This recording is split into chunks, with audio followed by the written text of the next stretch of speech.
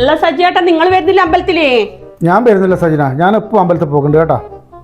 എന്നാ ഞാൻ പോട്ടെ സജിയേട്ടാ, സിംനിയും ജോഷിയെല്ലാം ഉണ്ട് കേട്ടാ കാത്തിക്കുന്നേ. സജിനേച്ചി 12 മണിയായില്ലേ, പോണ്ടേ? ജോഷി വന്നിട്ടില്ല? ഓ അതാ ജോഷി വന്നല്ല. എണി സിംനെ, നിന്റെ അന്ന് വാങ്ങിയ സെറ്റ് സാരി അല്ലേ, നല്ല രസമുണ്ട്. നടക്ക്, ഇപ്പം ബസ് ഉണ്ട്.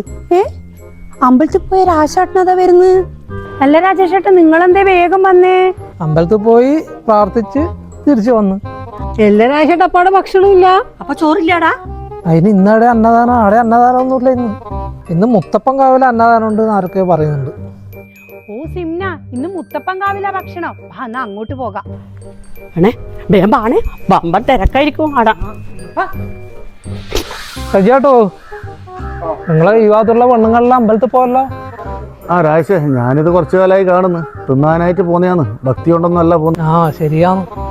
ഞാൻ നിങ്ങളോടൊരു കാര്യം പറയാനുണ്ട്, പറയായിട്ട് ഞങ്ങളോട്. കാരണം ഇതിനിടക്ക് മുത്തപ്പൻ കാവിൽ ഇവർ ഭക്ഷണം കഴിക്കാൻ പോയി. ഒരാളെ ഭക്ഷണം തീർന്നു പോയി.